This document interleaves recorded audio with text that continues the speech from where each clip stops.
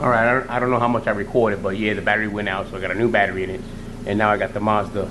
It's coming in right now, so I gotta adjust the ramps. But before I do all that, I'm gonna do a quick vacuum up all around here. Alright, got the car in. So now I'll pull out the front ones. That's set, and the back ones are set. And I'm just gonna lift the car up.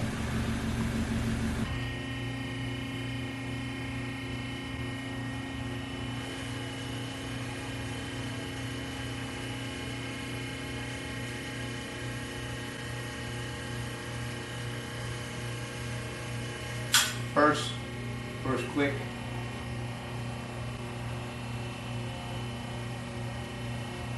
Second click.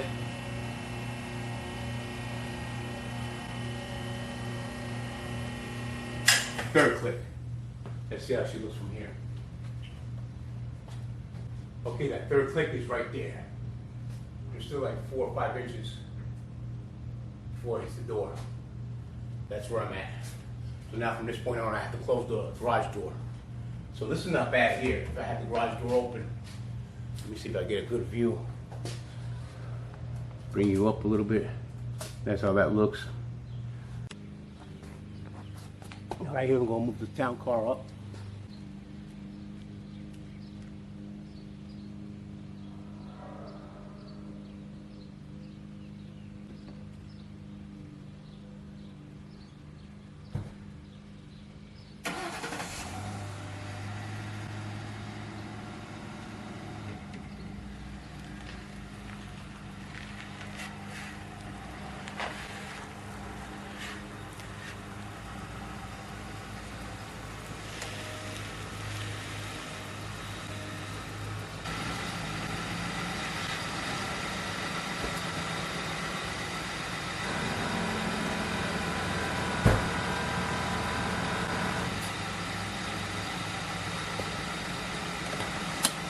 And that's it, not too far up.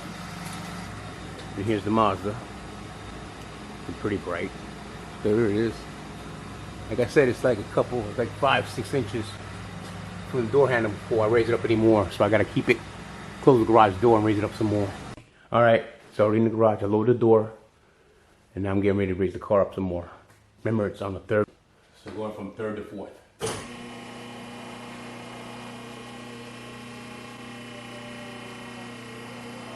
That's the fourth click.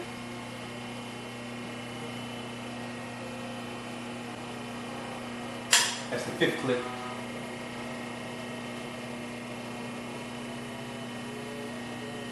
That's the sixth click. Sixth click, and that's it. Guess what, ladies and gentlemen? It fits. And fits perfectly. Let me give you a show how it looks. And there it is from under there. And there's the oil, engine oil pan right here. Let me see if I can get you. There you go. Get you some light. There it is. Look at that playing room. And then from this angle, see if I can just. That's the plug right there. If you can see it, I'll bring you up there. There it is. See the plug right there. So there's plenty of room. And right above it is the oil filter. So yeah, this fits. Right under the car with no problem. Give you here from the front view. And then this one just fits right perfect. So here I am. Getting ready to loosen it up. So it's a 17 millimeter. I got this so that we start leaking and move forward. Now I just start untightening it. Boy, it's tight. This mother tight. Yep, this one's real tight. Okay, I gotta use the extended bar. So here we go. That bar in there, and just get that leverage and just slowly turn it. Righty tighty, lefty loosey. Goodness, it's been so long. It's moving low, slow. There, got it. Woo, there it is. It's loose. Now I can take the bar off. Alright, that helped. Okay, now I got the little drip pan right there. Now I just, oh, okay. Alright. Got a little stuck there. Turning it again, so it's turning. Okay, it's moving, it's moving. All right. Just let it drain out. Here we go. Ah, got it. Draining, it's draining. And it's black. Oh yeah. It's black, pretty black. All right, put this on the ground. It's getting hot. And just let this make it drain out. It's draining. And just let it drain. Oh yeah. Get closer. And there it is. It's draining. All right. It's only a 4-cylinder, so it's not gonna take much. And then I'll put the cap on and lower the car. All right, let me show you this. Here's the drain plug for the 1997 Mazda Protege. That's how it looks. Very old. And there's no magnet, so I tested it out, see if it catch anything. Nope, there's no magnet. What I did was I cleaned it up around it, so it was really gritty and all that. And it still looks good. Still got the 5 sides to put it in. And there it is, 17 millimeter. So it's a little shorter and perfect fit. Perfect fit, so yeah. And then I use the regular 3/8 ratchet. So this combination right here for that plug was perfect. Take it off. Put it on again, and then I use the torque wrench to torque it at 15 foot-pounds. So that's the torque I'm going to use for this one. See, that's all it is. It's a regular oil cap. It just has the emblem of the oil. So it doesn't really tell you what oil you needed.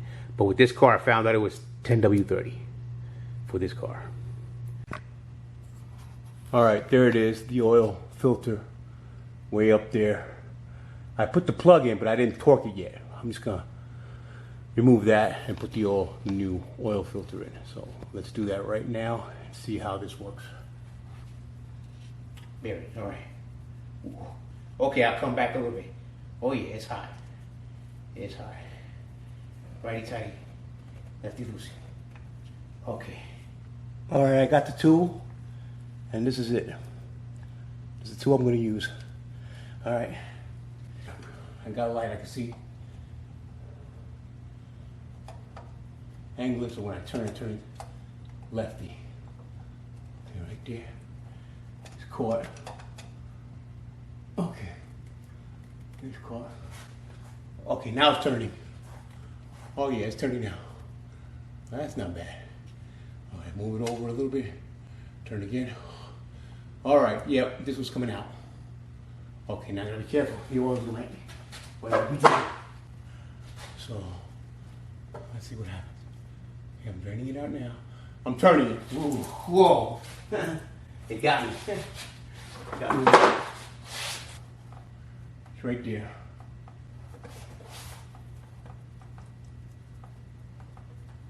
All right, it's coming loose.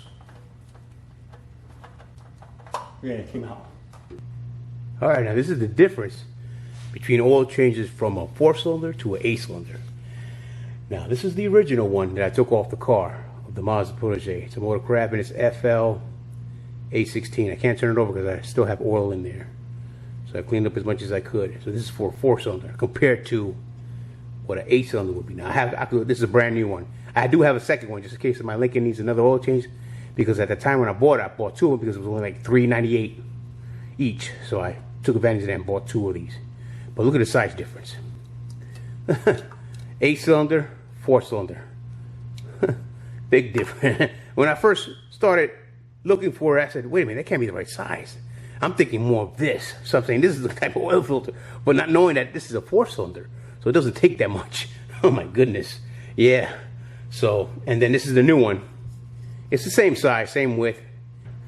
Hand tighten this one as good as I can, not too tight, but just hand tighten it and torque the drain plug to 15 foot-pounds. So that's the difference between these two. So yeah, it's the right size for it, for a 4-cylinder, compared to this new one. Look at that, the monstrosity of a V8. So yeah, that's it. Big difference. All right, this is the oil I'm gonna be using. Like I said, it's 10W30 Valvoline for high mileage vehicles. This is the one. So I'll put a little bit of new oil around the ring, the rubber here, and then put the fuel filter back on. Do that right now. Just tilt this over a little bit so you get your finger a little wet, and just go around. That's it. All right, here we go. 15 foot-pounds of torque. I tightened it as much as I could by hand. And here we go. Torque it 15 foot-pounds. That's it. One more time. That's it. Yep. 15 foot-pounds. There you go. Done. Done! Okay, I didn't know if I gave you a tour of it, how it looks lifted. Let me bring you back out, and that's how it looks. Give you a walk around right here. Right, here we go. And giving you more light. There you go. That's how that looks right there. Right there. The lift points are right there, the little indentations. So that's where I center that at. I'm having a problem with right there. There it is. I just put this piece on, there's a hole, there it is. Okay, so I gotta cover that up. That's where that noise is coming from. Oh, this is shot. That's all. Okay, so I gotta get that whole new extension from all this brand new. When my wife first bought this car, when she first bought this car in 1997, brand new from the dealer. This is my wife's first car. Nothing in the front, everything in the front. Got a video on that one. These lights, they still work. That's how come I upgraded the LEDs and all that. And then it's the LX model because she wanted everything power, so it'd be easy for her. Power door locks, power windows, power mirrors, and that's it. Nice little car, and it lasted compared to the rust. All right, let me bring you back up to light. There you go. And you see how it's rusted. All this is rusted up. Right there, it's all rusted up. That's it. That's what comes with a car after so many years of ownership. And here on the other side also, it's happening. So you got rust. Does it bother us? No. Car still drives with no problem. Starting to have see that piece that's peeling right there. So that's it. Comes with owning a car for so many years. It's 4 quarts. And then the other quart I save for the next oil change, and then all I gotta do is buy 3 quarts of oil, and that's it. All right. Okay, this is why I like to write things now. So now the next tune-up won't be till another 16,218 miles, and the next air filter, put in the next air filter, will be 4,000 miles. So that's it. That's how come I write everything down, so that way I know when it's the next time for its tune-up or when it needs an air filter. And look where it was done 6 years ago, August 6th of 2017. And that's when I did all that, the tune-up and air filter and all that, PCV valve, did all that. So yeah, so I just write everything down, make sure that I know where I'm at according to mileage. And that's the next tune-up, then the next air filter be put in. So this car's still good. It still runs brand new. It's amazing because we don't really drive it. It's just parked most of the time. All right, so that's it. Brakes are decent on it. Everything's, these Mazdas, they unbreakable.